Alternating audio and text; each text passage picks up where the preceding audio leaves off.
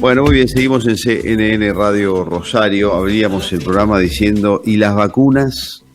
Y la vacunación, ¿no? Porque da la sensación, bueno, por lo que se escucha, lo que se ve y la información que tenemos, es que lo único que nos saca de esto es la vacuna, ¿no? El presidente está conforme, dice Infobae, con los primeros resultados del confinamiento, pero aguardará a que se refleje en la curva de contagios.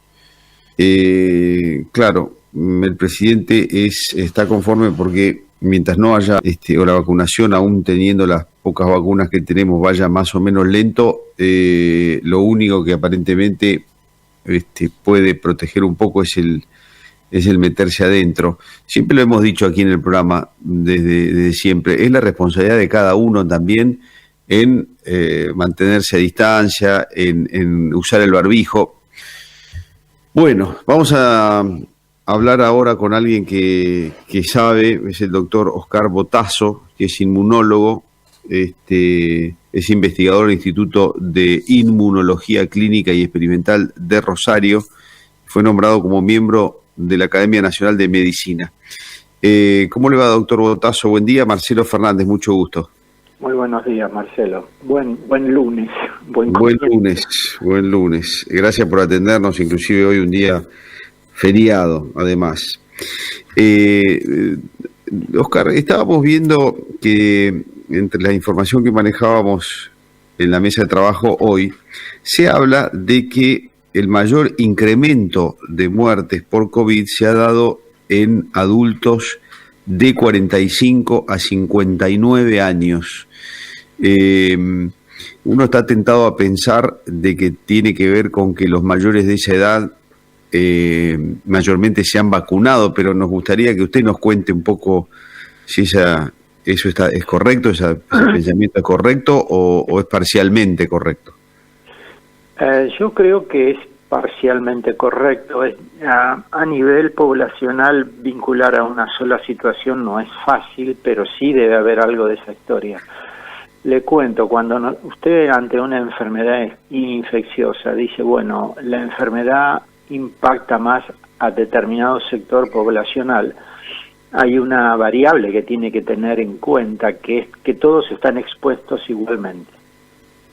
Si yo digo que en una población el rango de 20-30, 30-40, 40-50, 50-60, etcétera, tiene el mismo nivel de exposición, y después veo que los decesos se dan en tal franja poblacional, puedo decir que ese grupo es particularmente más vulnerable. Después sigo apuntando y refinando por qué. Yo no tengo hecha la medición de niveles de exposición, de modo el dato que yo tengo es el nivel de deceso. Y entonces puedo decir, bueno, en este grupo se da mayormente y es probablemente el más atacado, pero uno tendría que tener una medición que no es posible, ni acá ni en otras latitudes, de medir exposición en todos. O sea, esa es la salvedad. O sea, desde el punto de vista epidemiológico uno tendría que tener ese dato. Pero después uno dice, bueno, ¿por qué el año pasado se dio en la población más envejecida, por así decirlo, respecto de este año? Sí, ahí entra la segunda variable, que es la variable inmunización con las vacunas. Y uno dice, bueno, hay datos del mundo real que avalen esta postulación, esta presunción. Sí, hay datos. Hay dos tipos de datos. Un dato es el dato del ensayo clínico, que es lo que se llama eficacia, que bueno, esa palabrita circuló bastante. Y después hay otro dato que se llama dato de mundo real, que es cuando ya la vacuna se implementa en gran escala a nivel poblacional y entonces millones de personas vacunadas, y cuando tiene esa masa de vacunados empieza a hacer la comparación con los no vacunados, porque en la investigación como en la vida todo es comparado con que en Reino Unido, en Escocia y en Londres hay datos de Israel, hay datos del CDC de Atlanta, en donde hay estoy diciendo gente que hace las cosas bien ahora y siempre. Y, por ejemplo, con una vacuna del CDC, que deben tener un mes y pico, ellos ya tenían reducción de la incidencia de nuevos casos en las poblaciones vacunadas, un 80% menos, un 80% de reducción de nuevos casos, y con 2 dosis ya estaban en el 92. Si uno lo traslada en Escocia, que era una población más chiquita y más fácil de hacer, tienen los 3, y en Israel Israel empieza la vacunación el 22 de diciembre, por ahí fue, y hay un trabajo publicado en Lancet que debe tener 15 días, y lo que tienen ellos es un derrumbe prácticamente, o sea, se derrumba la nueva presentación de casos, con lo cual habla de que, bueno, tenemos una herramienta muy buena. Después, obviamente, entran algunos ingredientes como son las variantes de preocupación, etcétera, etcétera, pero lo grueso está que tenemos una herramienta, hasta tanto no tengamos antivirales efectivos, tenemos una herramienta muy preventiva y que ya no de eso queremos escuchar, efectividad. Claro. Mundo real. Oscar, o sea que hasta que no tengamos la vacuna vamos a ir un poquito a los tumbos nosotros aquí en Argentina. Aunque ahora sí sabemos mejor cómo se contagia, ¿no? Porque al principio llegaba alguien del supermercado y sacábamos un dedito, le tirábamos alcohol, da la sensación, mayormente no es. Esto se llama fomites. Es una palabra vieja en infecciones, todo lo que uno toca, alimentos, vasos, cuchillos, bueno, ese tipo de cosas, siempre se llamó los fomites, son los elementos que están contaminados por nosotros que somos portadores de un virus. Pues bien, COVID, hay un experimento que si uno lo deja sobre una superficie, puede tener una vida de 3 horas en un lugar donde está ventilado, o sea, corre el aire, o sea que mucho no dura, pero yo me acuerdo de lo que usted... Tirábamos los zapatos, que teníamos todo, poner todo a lavar, bañarse... Pero bueno, la investigación hace su trabajo y eso claro.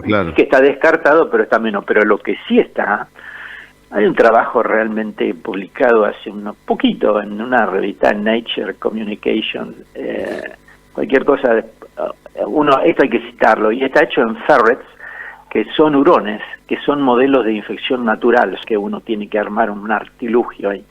Entonces, ¿qué ponen? Un hurón en una habitación cerrada, infectado, y después ponen otro hurón en otra habitación no infectado, pero arriba entre las dos habitaciones, veo cómo pasan estos tubos del aire acondicionado central, ¿no? Sí, como pues ese tubo.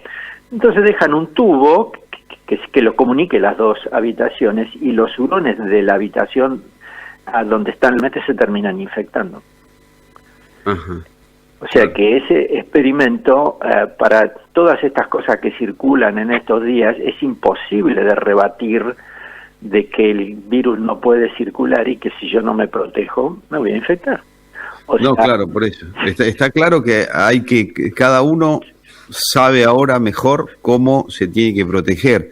Es decir, distanciamiento, barbijo, tratar de no responsabilidad social, me parece a mí, ¿no? Pero bueno, más allá de eso tendremos que esperar la vacuna. Ahora pregunto, aparecen nuevas cepas. Sí. Para los que ya han tenido la enfermedad, para las cepas viejas, por llamarle de alguna manera, usted me corregirá, o para las nuevas, ¿eso actúa de alguna manera como si fuera una especie de vacuna? Es decir, ¿lo protege de alguna forma o no? Sí, lo protege. Vamos a hacer una... Sí, adelante, los tiene. El virus tiene proteínas, el ARN viral y una capa de grasa, de lípidos. Por eso el alcohol lo destruye tanto, porque el alcohol a la grasa, por así decirlo, la pulveriza. El virus tiene 12 proteínas no estructurales, 4 estructurales, el ARN y la capa lipídica. Cuando yo me infecto, lo veo enterito, veo todo esa constelación que desde la inmunología nosotros la llamamos, lo que fuere, que es la proteína que el virus utiliza, que es como la llave que tiene activado. ¿Qué quiero decir? Que la mejor manera de inmunizarme es la infección natural, una ideal. Todos los demás, lo que intentamos es tener una suerte de inmunidad aceptable poniendo esta proteína de diversas maneras o el virus inactivado, que es lo más parecido que tuvimos para la polio en la década del 50, que fue inactivado de este señor Salk. Y bueno, y eso es lo que hacemos. Cuando uno tiene la infección natural y se recupera, ha visto el virus entero. Entonces, ¿quiénes hicieron este estudio? Los hicieron los ingleses. Ellos siempre están, desde el siglo XVI, que están poniéndose por delante de los demás y han sido muy visionarios en esto. Ellos vieron a qué nivel de protección da la persona enferma sobre quien no tuvo coronavirus, y sobre todo en Inglaterra, que siendo un país tan central, circula gente de todo el mundo, y obviamente que las variantes le llegaron, primero la variante que generaron ellos, la B117, y después llegaban las de la India. O sea, estamos hablando de países centrales donde hay mucho tráfico de personas de distintas latitudes. Pues bien, independientemente de que sean las nuevas variantes y de aquí y allá, la protección que le daba la infección natural al ciudadano británico sobre una nueva virus que circulara estaba alrededor del 90% de la vacuna, con el hecho de que cuando uno tiene la infección previa, aunque tenga la otra infección, nunca llega a ser de gravedad, de modo que hay una gran tranquilidad en el sentido de que la infección natural protege. Digamos que es lo mismo que se ha dado a lo largo de la historia de las enfermedades infecciosas. Claro, claro. O sea, estamos reescribiendo un capítulo más de ese gran libro. Uh-huh. Ahora, doctor, hay muchas cosas que lógicamente todavía no se saben de este virus, o por lo menos nosotros los que estamos más lejos que sabemos menos, pero se dan casos de jóvenes que aparentemente no tienen ningún problema anterior y que han fallecido. Entonces a veces cuesta encontrar un denominador común, o la gente quiere simplificar y quiere decir, bueno, ¿qué cosa era? ¿Era diabetes? ¿Era obesidad? No tenía ni esto ni lo otro, era totalmente sano o normal, y sin embargo hay denominadores comunes que decir, bueno, no, mira, los demás riesgos son los que tienen tal o cual cosa, sí. Porque es como que los que no están cerca de la medicina buscan ese dato un poco para protegerse psicológicamente, no lo sé, o para cuidarse, pero en muchas circunstancias era gente totalmente sana, normal y joven. Sí. No sé si fui claro con la pregunta, a lo mejor no. Perfecto, sí, sí. Mire, las enfermedades tienen causas y contingentes, un tema larguísimo para hablar, pero la necesaria en una enfermedad infecciosa es el agente etiológico. Sin SARS no hay COVID, sin HIV no hay SIDA, sin Mycobacterium tuberculosis no hay tuberculosis. Pero si yo hiciera una lectura lineal diría, bueno, entonces todo lo que se infectan se enferman, no. ¿Cuántos se enferman? Bueno, en el caso de COVID, la enfermedad grave es un 5 a un 10%. Y entonces, ¿por qué si se infectan 100, solo se enferman mal 5 a 10? Porque hay otras causas. Hay otros factores de predisposición, de vulnerabilidad, etcétera. Entonces ahí entra a tallar lo genético, lo ambiental, y esto es una historia que se está escribiendo, pero ya hemos aprendido algunas cosas. Por ejemplo, en algunas personas, aunque sean jóvenes, hay algunos defectos en mecanismos de la inmunidad innata, puestos en evidencia en este momento por COVID, donde uno se infecta y lo que tiene que fabricar de entrada es un mecanismo de resistencia inespecífico, que eso nosotros lo llamamos inmunidad innata, para que el virus caiga a la masa de la carga viral, para que el sistema inmune después haga bien tranquilo su trabajo. Bueno, hay algunas personas que tienen un defecto en el armado de la inmunidad innata de las primeras horas, con lo cual ese no encontrar un terreno tan fácil de replicación no se da, y el virus gana capacidad replicativa. Y eso no se sabe hasta ese momento que se produce, me imagino. Claro, porque eso, o sea, en realidad se acaba de aprender. Claro, se acaba de aprender. Yo no es tan fácil de explicar, pero el virus es una estructura de ARN.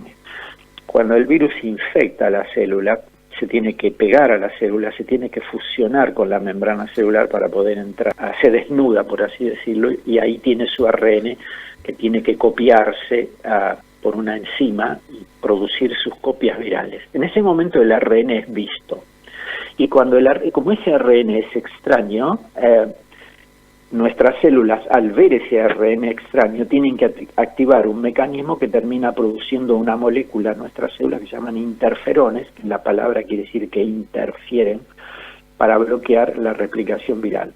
Hay un grupo que ahí tiene el defecto. En el momento en que tienen que fabricar esos interferones naturales, no lo hacen bien, y hay una treta del virus. Como el virus tiene su ARN y sabe, no lo sabe, pero tiene una estrategia, no es inteligente, pero sabe que ese ARN es detectado como extraño, se pega a los ARNs de nuestras células, entonces queda camuflado.